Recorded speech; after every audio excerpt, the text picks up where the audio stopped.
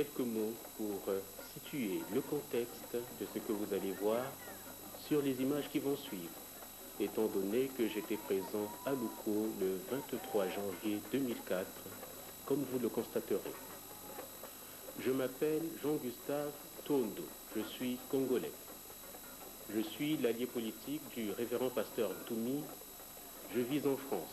On peut dire donc que je suis son représentant officiel à l'extérieur.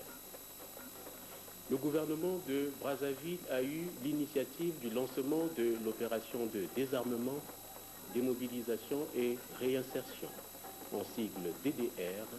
C'est ce que vous allez voir sur ces images. Le révérend pasteur Ntoumi, à la tête du Conseil national de la résistance, en sigle CNR, ne pouvait pas s'y opposer car on ne peut pas faire la paix avec les armes. La cérémonie d'ouverture de cette opération a donc eu lieu à Louko, le quartier général du CNR. Malheureusement, le gouvernement de Brazzaville n'est pas allé au bout de son initiative. En effet, après avoir fait la promesse devant les populations qu'une délégation reviendrait le lendemain pour commencer le travail concrètement, au moment où je m'adresse à vous, plus de 3 mois après, cette délégation n'a pas fait signe de vie. Vous allez voir ces images qui vont suivre et vous verrez celui qui a été traité de tous les noms d'oiseaux, si vous me permettez cette expression. Monsieur Sassou Nguesso a dit à qui voulait bien l'entendre que Ntoumi était un bandit, un rebelle, un fou qui maltraite les populations, que Ntoumi était je ne sais quoi d'autre. L'armée congolaise, partie prenante dans ce conflit, contre des citoyens congolais qui ont dit non à la tyrannie, s'est lancée dans une poursuite effrénée du révérend pasteur Ntoumi avec des cercueils et des grandes cages métalliques pour capturer Ntoumi mort ou vif. Cette armée, associée à des troupes venues d'ailleurs, à la solde de M. Sassou Nguesso, a mis à feu et à sang le département du Poul. Aussi mesquin que ridicule ce genre d'agissement. Les images vous démontreront la véracité d'un homme qui, dans la masse, dans les populations, est comme un poisson dans l'eau.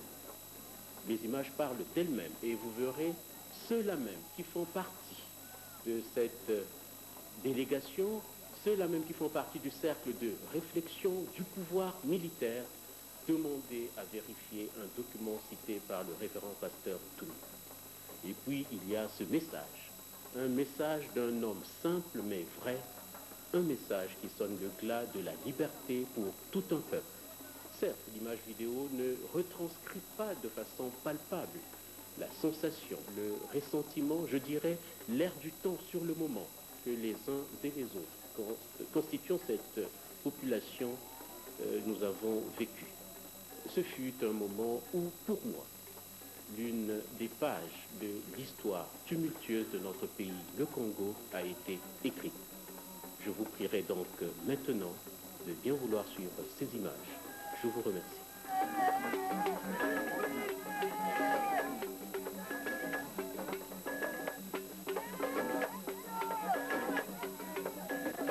Nous sommes à Louko, dans le pôle, au Congo-Brazzaville. Le Congo, notre pays, a été déchiré par une guerre fratricide pendant plus de 5 ans. La souffrance endurée par les populations innocentes doit faire place à la recherche de la paix. D'où cette rencontre entre les deux parties protagonistes du conflit, le pouvoir de M.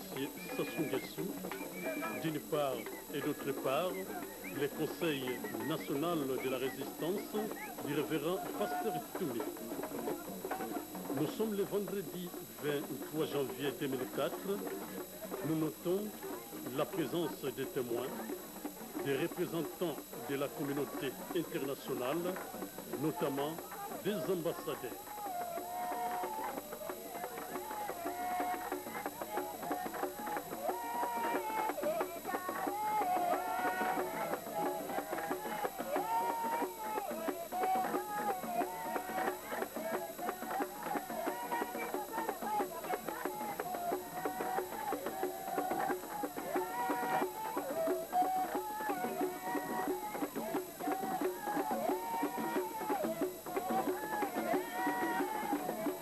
assistons maintenant à l'arrivée des représentants de la communauté internationale, Monsieur l'ambassadeur du Gabon, les représentants de l'ambassadeur de la République démocratique du Congo, en sigle RDC, en qualité de témoins. Les représentants du PNUD, M. Bandelier, les représentants de la Banque mondiale, en qualité de donataires.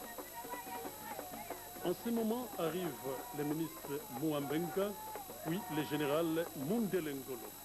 Et leur suite, nous souhaitons que la paix véritable et durable sera instaurée de notre beau pays, le Congo.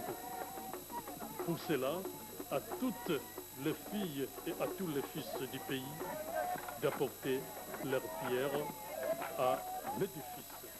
Que la paix puisse régner au Congo.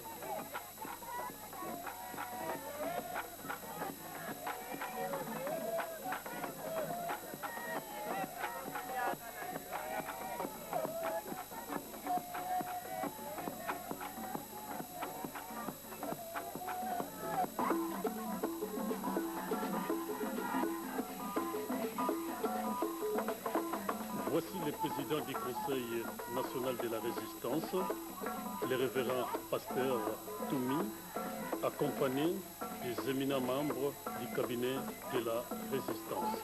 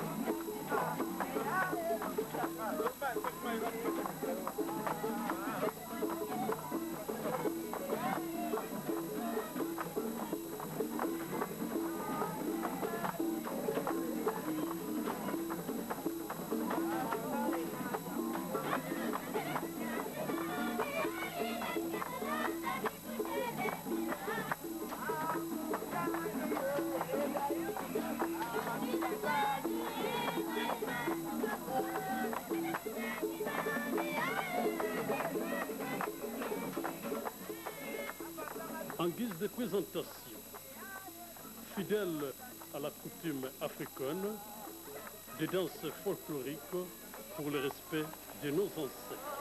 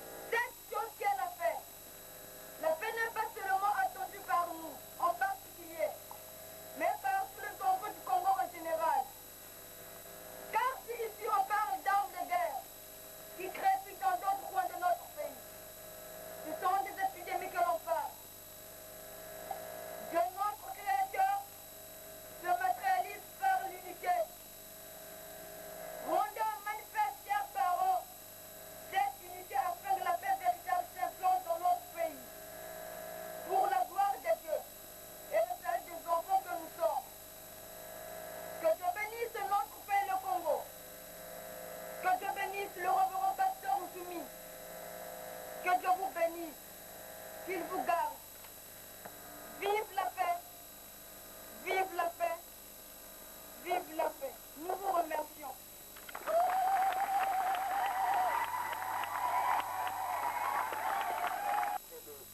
Nous allons ensuite assister à un huis clos tripartite entre le révérend pasteur Toumi, les représentants de la communauté internationale et la délégation gouvernementale conduite par le commissaire général Marius Mouambenga. Pouvoir orienter monsieur l'ambassadeur, monsieur le représentant de CUID.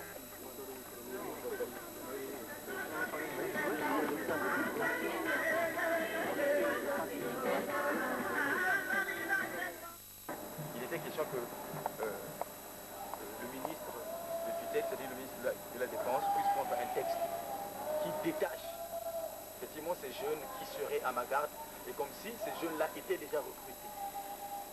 Et nous avons reçu aussi ce texte-là.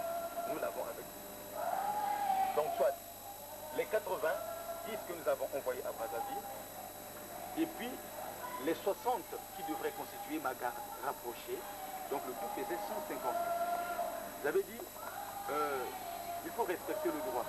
Juridiquement, c'est des gens qui vont sortir avec moi et ils seront armés. Mais s'il n'y a pas un texte qui les couvre, donc je ne trouve pas pourquoi je peux accepter que moi je serai en sécurité. Alors un seul texte qui peut garantir ces jeunes-là effectivement à avoir des armes, c'est l'ordre d'appel. Donc le chef de l'État doit prendre l'ordre d'appel immédiatement, de manière que les jeunes qui sont déjà à Brazzaville, c'est-à-dire les 90 et les 60, seront compris dans le quota que nous obtiendrons. Puisque la fois dernière, c'est-à-dire la saison passée, quand on avait d'abord fait la paix, j'avais reçu le représentant du président, qui est le colonel Ambel. Je l'avais reçu à Giza. Nous avons travaillé, c'était pour préparer effectivement les assises du dialogue sur le plan sécuritaire. J'avais dit que le gouvernement, étant partie prenante, ne peut pas garantir les assises du dialogue lui seul. Il faudrait que nous puissions mettre une commission mixte de manière que la sécurité soit de façon collégiale avec le gouvernement et nous. Donc, c'est ce que nous avons aussi obtenu en ce temps-là. On avait obtenu un quota de 1000 éléments de la FADER à insérer dans la force publique. Et lors d'appel, nous la détenons encore. Donc, j'ai dit, oui, s'il faut réhabiliter l'ordre d'appel, ou soit il faut apprendre un nouvel ordre d'appel. La partie gouvernementale m'a dit que non, bon, le recrutement avait déjà été fait. Même si vous n'avez pas été associé, mais on ne peut plus aller réhabiliter ce même document. Donc nous allons prendre un nouveau décret. Bon, ils ont pris maintenant un nouvel ordre d'appel, mais au lieu que ce soit un quota égal effectivement au quota qu'on avait d'abord obtenu, maintenant ils ont diminué 250. Dès que j'avais vu le document, j'avais remis ce document-là auprès du docteur Bozardieu, qui est aussi le vice-président du comité ad hoc. Écoutez, allez-y leur dire que ça, c'est pas sérieux. Regardez, depuis 1997 jusqu'à aujourd'hui, le gouvernement a fait seulement combien de recrutements? C'est vrai que c'est un gouvernement. Mais s'il faut respecter le contrat que nous avons, et si nous regardons la représentativité du CNR, bon, on regarde devant combien de militaires nous devrons aller, disons, mettre 250 jeunes qui seront recrutés. Ah non, ça c'est une goutte d'eau dans la mer. Je ne peux pas accepter ce quota. Donc, et jusqu'aujourd'hui, le gouvernement retient que il a signé un ordre d'appel, c'est-à-dire le chef de l'État, il a signé un ordre d'appel de 250, alors que c'est un document que j'avais reçu. J'ai dit que si nous voulons faire les choses, mais regardez, sur près de 50 000 jeunes, mais nous ne pouvons pas aller accepter 250 dans le recrutement, dans la force publique. Donc, c'est pourquoi, là, il y a un problème. Bon, quand il s'agit maintenant de lancer l'opération DDR aujourd'hui, regardez, même si le gouvernement veut se réclamer l'État, pour dire que l'État est souverain. C'est vrai. Nous n'en disconvenons pas. Et nous savons que dans une nation, c'est-à-dire dans une république, c'est l'État qui est souverain.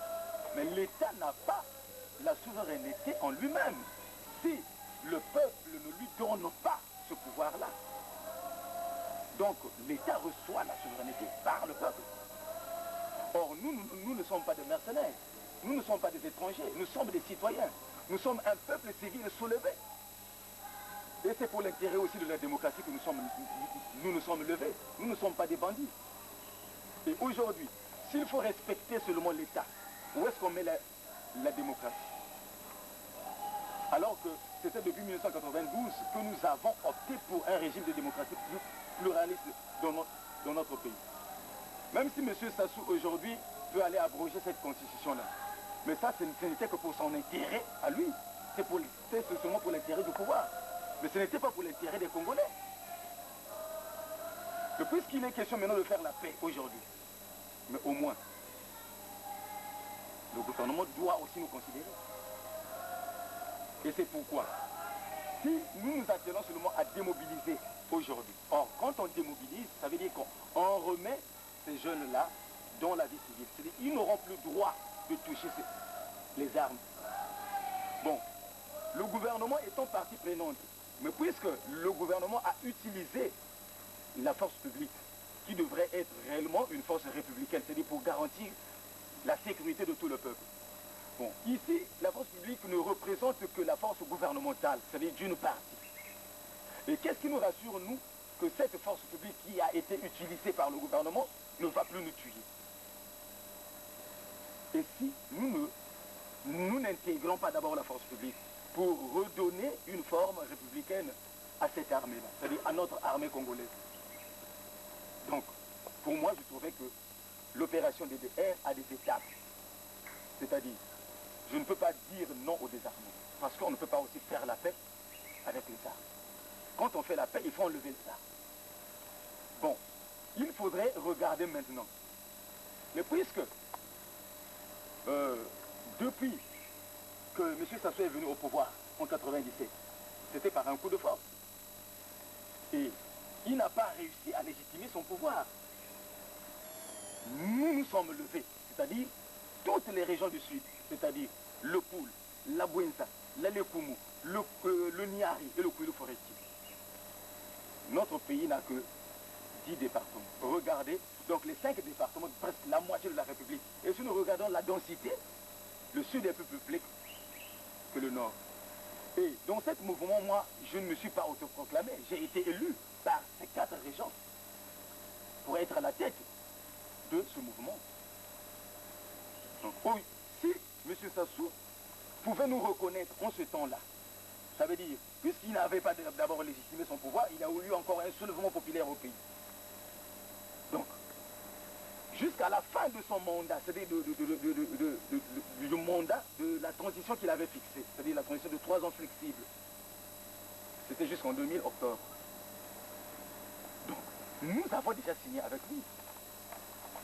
Donc, de droit, il devrait nous associer dans toutes les opérations qu'il a pu organiser.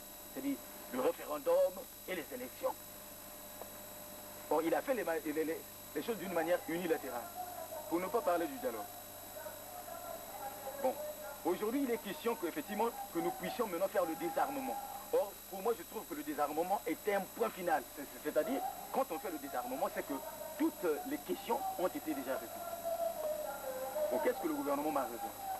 C'est-à-dire, qu'est-ce que le chef de l'État réserve pour moi? C'est pourquoi, avant ma sortie à Brazzaville, j'avais écrit et j'avais envoyé un cahier de charges auprès du chef de l'État. Et que j'avais dit que le chef de l'État doit tenir compte des préoccupations qui y sont avant ma sortie à Brazzaville. Et que j'avais déjà des gens qui étaient déjà prêts à Brazzaville et qui attendaient que le chef de l'État puisse répondre effectivement à notre préoccupation. Bon, nous avons attendu, finalement ça retardait. Et le gouvernement me pressait de sortir. On n'avait pas un arbitrage Donc il était question effectivement de voir avec le gouvernement qu'est-ce qu'on pouvait faire. J'ai dit, bon, je ne peux pas sortir comme ça, sinon que ça veut dire que je vais sortir dans un grand couloir. Nous avons réhabilité l'accord. Il est question que nous regardons d'abord les questions spécifiques. Donc, on ne peut pas se discuter comme ça. Mettons une commission en place qui doit traiter les questions politiques. Et c'est après le consensus politique, effectivement, que nous allons voir, c'est-à-dire nous allons regarder les compromis. Et c'est en ce moment-là que je serai rassuré, effectivement, que quand je viendrai à Brazzaville, c'est pour travailler. Et c'est dans cette commission aussi que nous allons voir de ce qui sera de mon statut à moi. J'ai envoyé cette préoccupation auprès du ministre d'État, qui est aussi un fils du poule. Mais le ministre d'État, depuis Vinza, je prends Gozardio à témoin, et le colonel Ombré, c'est lui qui avait reçu la communication du ministre d'État, disant que vous devrez leur travailler correctement. Dites-leur que, puisqu'il a refusé de faire le calendrier de sa sortie, il veut qu'on puisse mettre une commission politique en place. Nous savons une chose, que nous devons respecter l'autorité de l'État. Mais un État qui ne respecte pas les termes du contrat qu'il a avec les citoyens, c'est un État. C'est pourquoi, quand M. Jacques Pondeli était ici, je lui avais remis ces documents-là. J'avais dit, voyez-vous, si vous avez de telles preuves, je ne sais pas dans quel état serez-vous. Et que si on vous demandait d'aller, est-ce que vous serez rassuré que vraiment que c'est une véritable paix que votre partenaire fait avec vous? Bon, excusez-moi, ça c'est un compte rendu d'une réunion qu'on avait tenue effectivement pour regarder la question de sécurité dans les anciennes zones de conflit. C'était signé ici. Pour la force publique, celui qui avait signé, c'est le colonel Essuede. Pour le président du régional de paix au pôle, c'était le commandant Bernard Tandou. Pour le médiateur international et par ordre, celui qui avait signé, c'est M. Gaston Matangol. Pour le Conseil national de la résistance, c'est moi qui ai signé. Bon, il ressortait que le redéploiement puisse se faire d'une manière mixte et paritaire. Que le gouvernement puisse retirer ses troupes.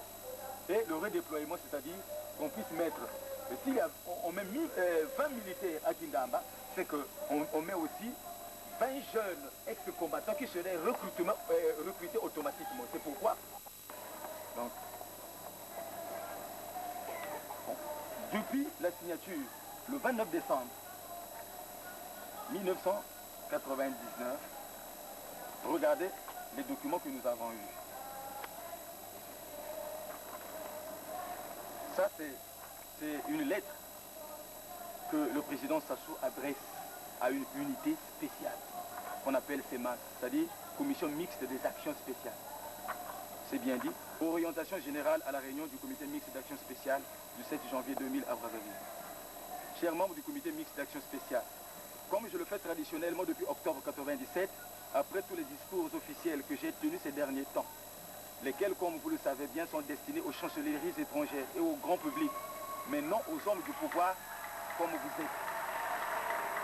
Je tiens à réaffirmer devant vous les grandes orientations qui doivent guider notre action pour cette année 2000.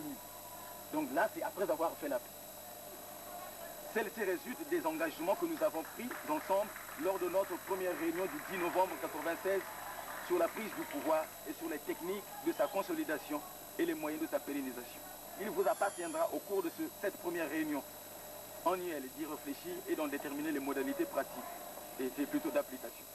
Je dois vous rassurer, là il faut souligner, que les accords que nous avons signés ça et là s'inscrivent dans le cadre des diversions prévues dans notre stratégie, nécessaires pour notre image et ne doivent en aucun cas entamer votre morale. Nous devrons continuer de nous appuyer sur la force comme moyen essentiel de la conservation du pouvoir. Bon, si je suis déjà conscient que, effectivement, l'homme avec qui je fais la paix n'est pas dans la logique de faire la paix, est-ce que je peux me rendre? S'il n'y a pas un arbitrage. Donc, Il continue. Au demeurant, je ne peux manquer de vous rendre un vibrant hommage pour les victoires remportées jusqu'à ce jour, malgré un environnement caractérisé par un tintamarre médiatique contre notre régime. Vous avez su appliquer le célèbre précepte de Mao Zedong, le pouvoir est au bout du fil. Nous n'avons pas droit à l'erreur d'analyse. Quand il s'agit de l'Afrique, les Occidentaux ne respectent que la force, tout en prenant soin de se cacher derrière la reconnaissance des États et non de régimes. Le slogan, le pouvoir ou la mort, doit être gravé dans la conscience de chacun de nos hommes.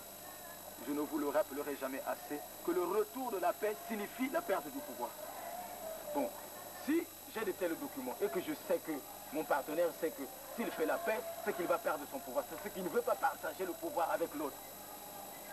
Bon, qu'est-ce qui va me rassurer que s'il n'y a pas quelqu'un au milieu, et pour que qu'on nous laisse effectivement libre champ de discuter, nous deux, je ne peux pas être convaincu effectivement que ça c'est une véritable paix que nous avons faite.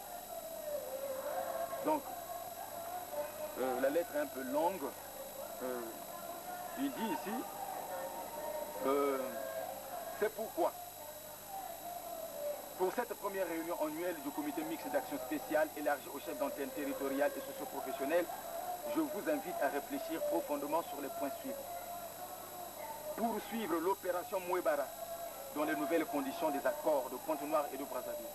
Parachever impérativement le dépeuplement de 430 000 personnes prévues dans sa dernière phase, dont l'exécution a été perturbée par les accords précités. Car si les résultats sont très satisfaisants dans le pôle, qui est aujourd'hui vidé d'environ 3/4 de sa population, il reste cependant très modeste pour les autres régions cibles. Utiliser pour cette mission uniquement des hélicoptères de combat et en faire porter la responsabilité de la provocation aux partisans de l'ancien régime. Bon, donc ça veut dire qu'après la paix que nous avons faite, donc c'était seulement pour nous divertir, et c'était aussi pour divertir seulement le peuple. Et qu'il fallait continuer leur opération du dépeuplement. Bon, regardez, ça c'était leur plan. Vu et approuvé par le chef de l'État, chef suprême des armées, le général d'armée Denis Sassou Nguesso. Secret défense. Plan d'activité du trimestre 4 de l'opération Moueba. Ordre numéro 1, action. Pilonnage de Kibouine. Bombardement de Mayama. Empoisonnement des sources d'eau de la zone pour le nord. Objectif à atteindre, de peupler les pays d'Mpangala. Et nous avons même des images que nous allons vous montrer tout à l'heure là. On a brûlé vif 38 personnes dans une case. Et pour ne citer que ça, là, le document nous dit qu'il y avait 16 charniers dissimulés. Et nous avons encore une preuve à Bangou. Il y a un charnier, 90 jeunes qu'on avait abattus froidement par les femmes. Bon, ça veut dire que ça c'est un plan concerté. Donc c'est fait à dessein. Et aujourd'hui, maintenant si la communauté internationale ne nous assiste pas, et si les gens neutres ne viennent pas au milieu de nous, effectivement, pour nous aider, mais c'est que nous allons nous entretuer seulement. Et ça devient une non-assistance des personnes en danger. Donc, moi je sais une chose, que nous ne pouvons pas faire la paix avec les armes. Et quand le gouvernement est venu avec cette préoccupation, avec cette proposition, pour dire que non, bon, écoutez, avant de faire ce qu'on peut encore faire, nous devrons d'abord faire le désarmement. Je ne pouvais pas dire non. J'ai dit oui, devant témoin. C'était pour me permettre effectivement que devant témoin, que nous puissions enclencher les débats. Et que nous puissions voir ensemble, effectivement, si c'est la véritable paix que nous faisons maintenant là. Mais pourquoi le gouvernement a refusé les témoins que j'avais exigés? Alors que dans le programme qui m'a été transmis ici, il ressortait que l'ambassadeur de France devrait être là, l'ambassadeur des États-Unis devrait être là. J'avais exigé moi l'ambassadeur du Gabon. Pourquoi? Parce que c'est un dossier qu'il maîtrise, c'est-à-dire la République gabonaise. Bon, j'avais aussi exigé la République démocratique parce que nous sommes des pays frontaliers. Il faudrait que ceux qui nous entourent aussi puissent connaître aussi qu'est-ce qui se fait ici. vous êtes venu. Bon, qu'est-ce que ça vous fait ici? Est-ce qu'on vous a maltraité? Est-ce qu'on vous a fait quoi? Bon, maintenant pour quelle raison le gouvernement ne veut pas? Moi je sais une chose que, si j'ai dit que la France y soit, je sais une chose, que nous sommes une colonie française. Les États-Unis, en matière de désarmement, c'est-à-dire ce qui s'est passé en Irak, moi je ne voudrais pas que deux matins qu'on puisse dire que non, puisque c'est ce qu'on avait prétexté, que non, nous devons l'arrêter, nous devons le prendre vivant ou mort. C'était, pour eux, ils disaient que c'était une simple opération de police, mais avec des hélicoptères de combat. Et les populations qui sont allées sortir des forêts, ils les ont mis encore dans des huttes et ils ont mis le feu. Et ça, c'est un crime. Mais ça, ce sont des crimes odieux. Donc, c'est pourquoi je tenais toujours, effectivement, quand vous devriez arriver, je devrais d'abord me confier à vous pour regarder. Qu'est-ce que vous me conseillez, vous? Est-ce que si serait vous à ma place, vous allez agir comment?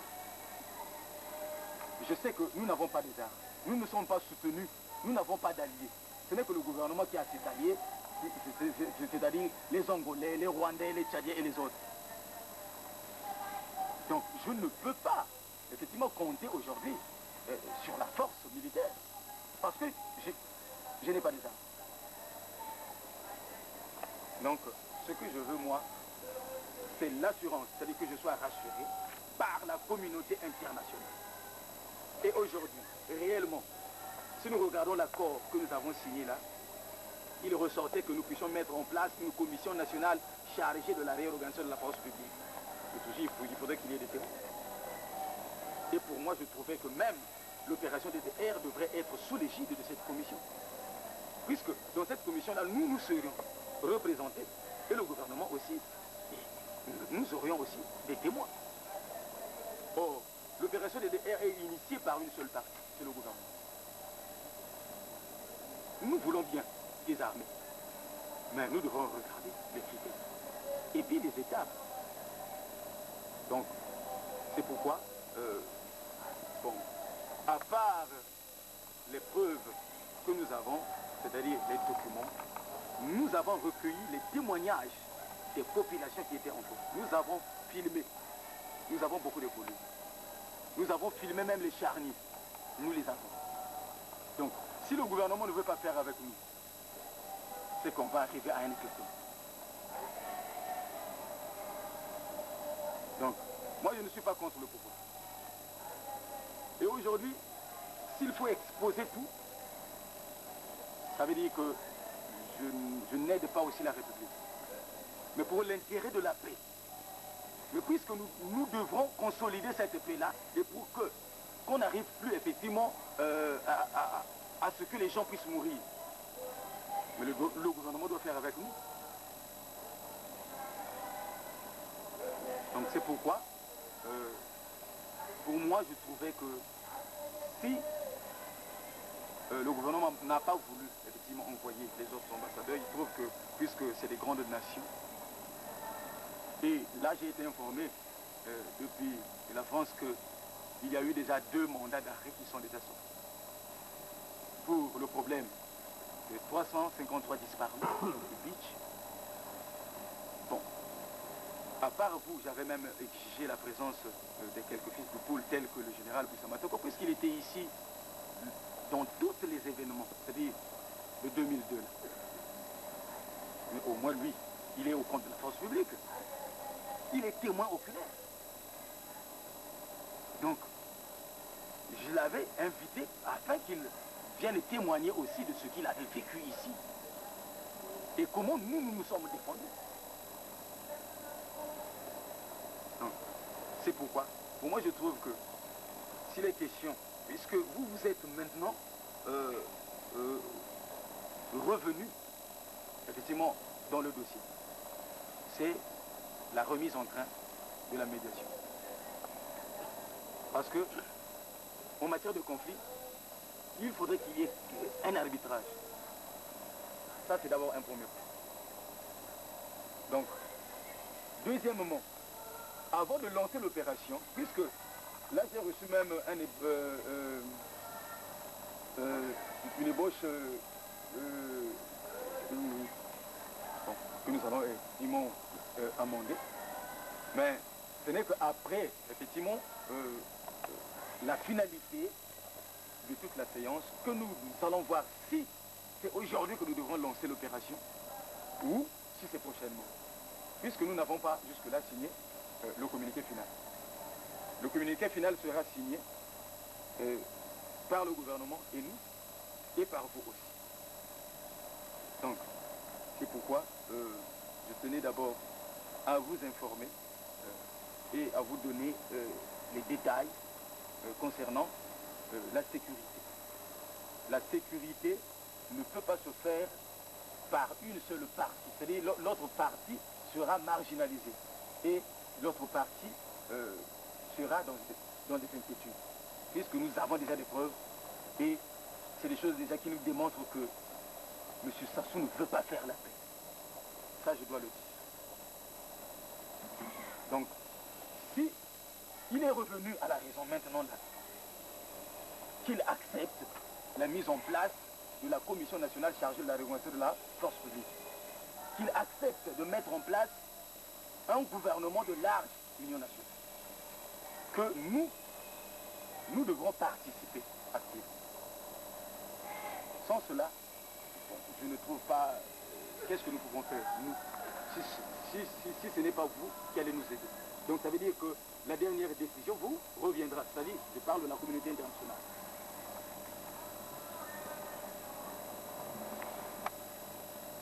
C'est tout. Bon, il y a beaucoup de documents, tels qu'il y a aussi un autre isentrope.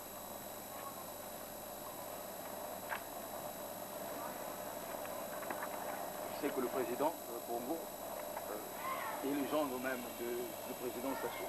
Mais au moins, je l'envoie aussi ces documents-là. Parce que ce n'est plus un secret. Vous êtes des témoins, vous êtes là.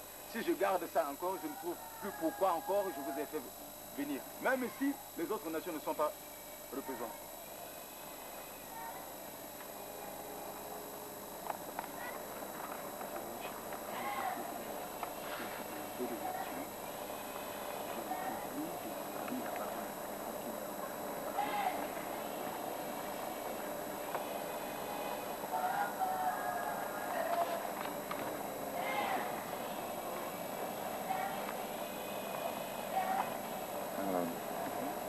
Oui, révérend, bonjour. Bonjour, oui.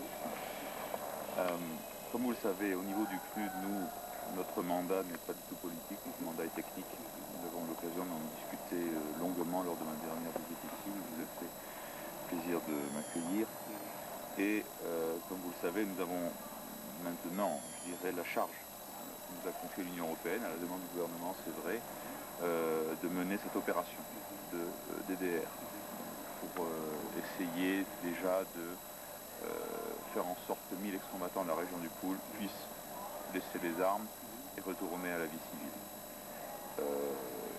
Évidemment, nous ne sommes pas partie prenante des négociations en cours, évidemment, entre le CNR et le gouvernement. Je vous ai expliqué pourquoi. Les Nations Unies n'ont pas de mandat politique dans ce pays.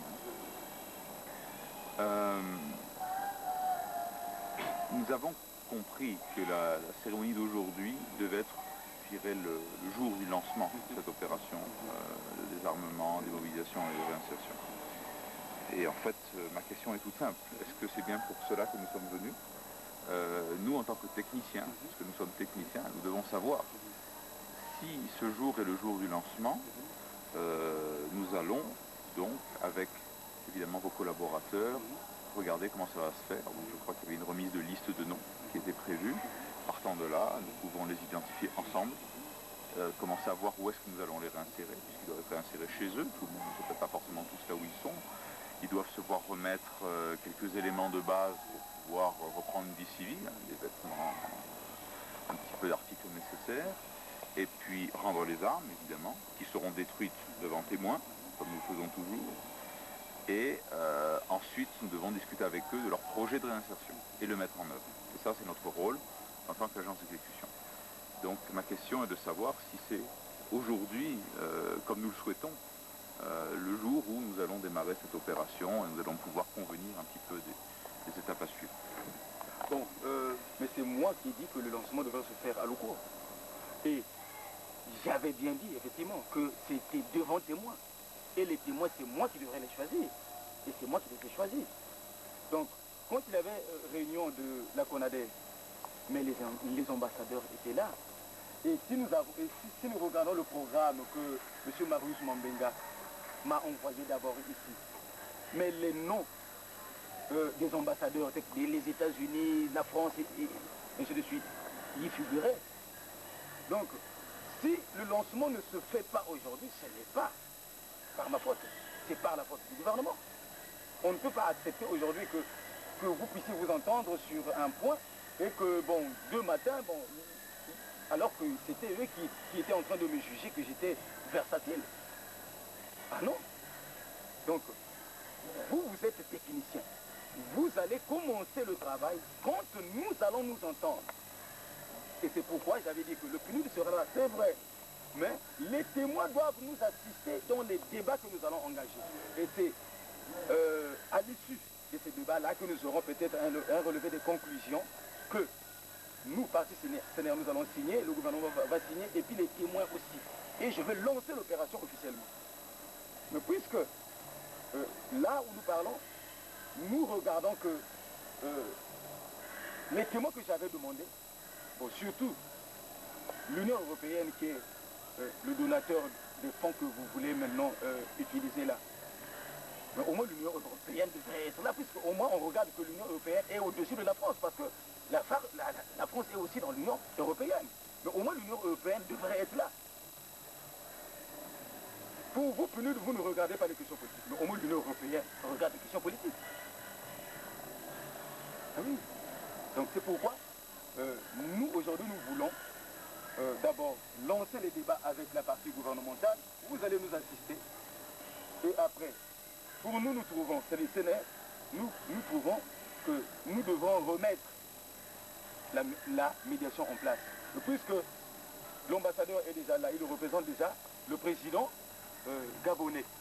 Donc si nous pouvons remettre en place la médiation, et quitte à la médiation maintenant de voir toutes les institutions issues du dialogue, c'est-à-dire qui sont mises en place pour la gestion de paix.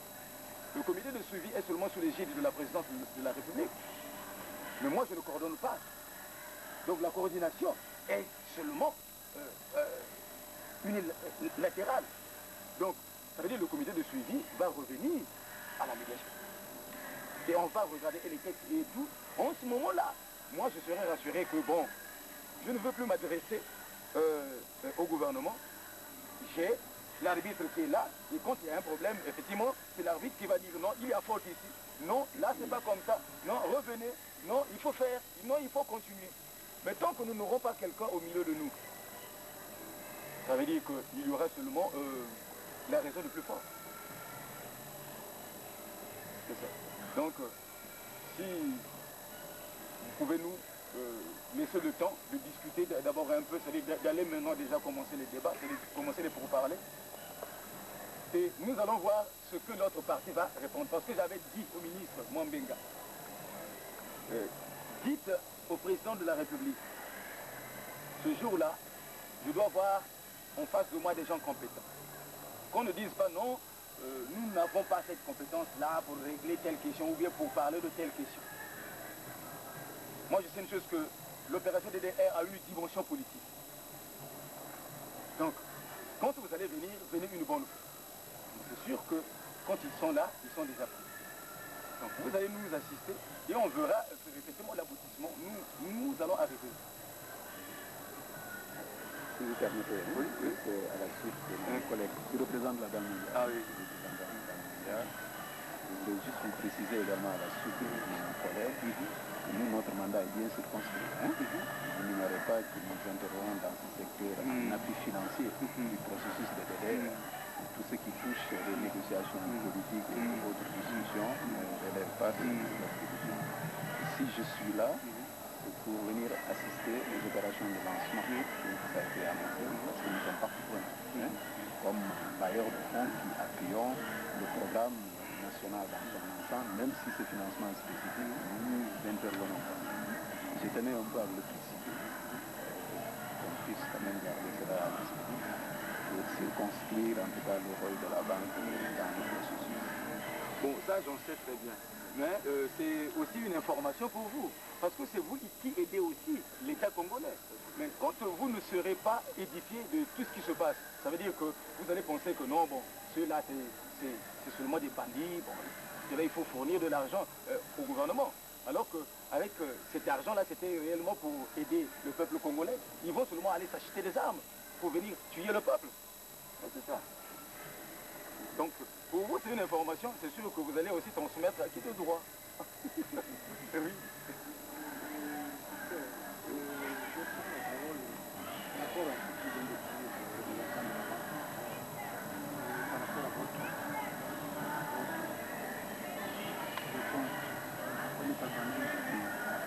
Nous sommes, moi, quand je connais pas ici, je suis gabonais, mais je suis congolais aussi. Parce que quand tu penses que vivre le Congolais, je pense que nous sommes là. Et même lui, c'est parce que lui, il a fait africain, c'est parce qu'il est né quelque part. Que vous voyez sur le banc. Nous sommes là, comme vous le dites, nous voulons que les choses marchent dans la vie. Parce que il faut dire que quand on dit l'autre brûle, il faut brûler le secours. Ça vous dit que c'est vrai. Et moi, non, quand je me mets à la place. Parce que vous exprimez très bien, il n'y a pas de choses de louche là-dedans, tout est clair. C'est un peu de ce que je fais par rapport à ce qui Là, je sais pas. Bon, donc là, il faudrait gagner du temps. Il faut peut-être que je reste avec vous. Parce que vous avez demandé que... pour au moins 2 minutes. D'accord. 2 minutes.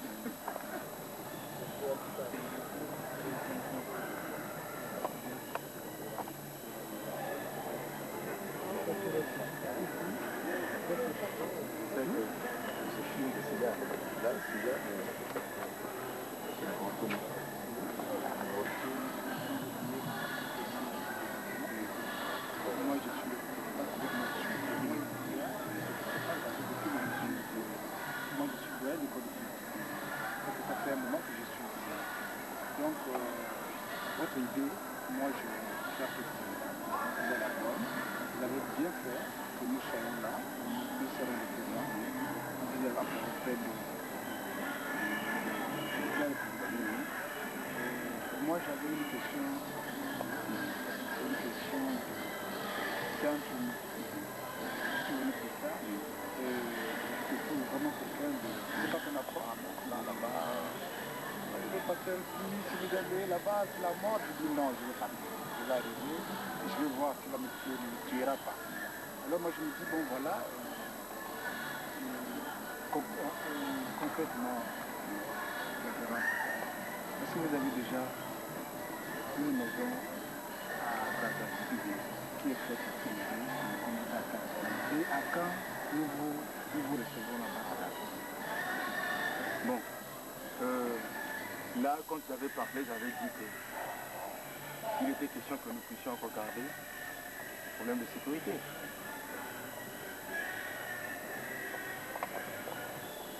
Les 60 que j'avais obtenus pour ma garde jusqu'à aujourd'hui, alors que le texte était là, ils ne sont pas pris encore. Ils n'ont rien, ils n'ont pas de PT, ils n'ont pas de ration. Les 90 qui devraient constituer la commission mixte de sécurité ont été dispersés. Donc finalement, quand je viendrai à Brazzaville, bon, qui va faire la sécurité? Donc c'est une seule partie, c'est le gouvernement. Non. Et je viendrai à Brazzaville. Quand nous étions en forêt, le ministre d'État m'avait envoyé des gens. Ils m'ont rassuré que, écoutez, nous avons prévu pour vous, dans le cadre effectivement de l'administration, dans le département du Pôle, nous vous donner le sous-préfecture de Binza, de Kimba, de Mayama et de Goma. Regardez, dans tout le département, nous avons au moins 13 districts. On me donnait seulement 4. Bon, j'ai dit, bon, d'accord. Et quand ils ont nommé là, j'ai été surpris. Est-ce qu'ils m'ont consulté pour dire que non, écoutez, proposez aussi vos hommes à vous que nous puissions les nommer. Bon, regardez. Administrativement, je ne veux rien contrôler, alors que la guerre s'est passée dans le pôle. Ça, c'est d'abord un. Bon, les questions politiques ne se disputent pas comme ça à la base. Mais les questions politiques et les questions spécifiques doivent se traiter au sein d'une commission. Et c'est pourquoi, c'était pour l'intérêt effectivement de la paix, que j'avais exigé que le gouvernement puisse prendre, le chef de l'État puisse prendre un texte qui peut mettre maintenant une commission politique en place. Et c'est au sein de cette commission-là que je devrais m'exprimer. Mais si on me demande aujourd'hui, mais finalement donc, c'est pour faire quoi? Bon, des enquêtes, ou soit des renseignements, non? Mais vous devrez aussi demander le gouvernement qu'est-ce qu'il a fait concrètement pour moi, c'est-à-dire sur le plan politique. Qu'est-ce qu'il m'a proposé? C'est d'abord ça. Oui. Voilà, c'est ce que je voulais vous dire. Le temps est... Ah oui. Ah là. Ce ne sont pas des renseignements, ce ne sont pas des enquêtes. Oui.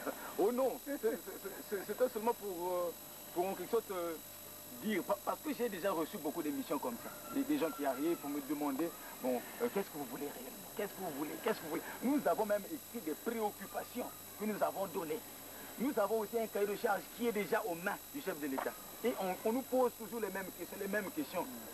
Voyez-vous? Les préoccupations là sont dans le papier que vous m'avez donné là. Dans le cahier de charge. Oui, dans le cahier, les gens de la République lui-même. Donc, c'est passé par le ministère. Le double.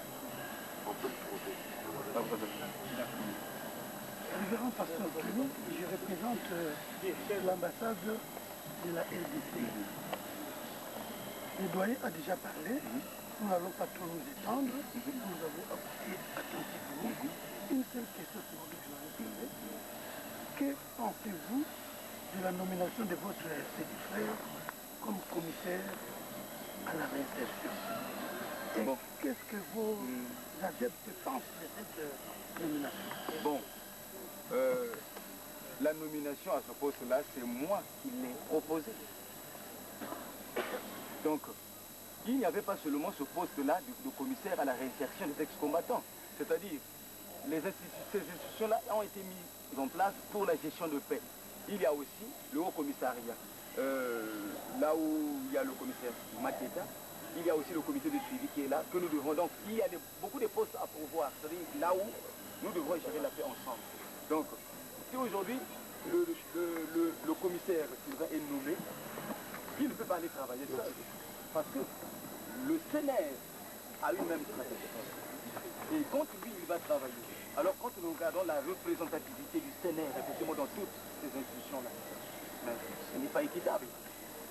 Donc, ça veut dire qu'il sera sous pression.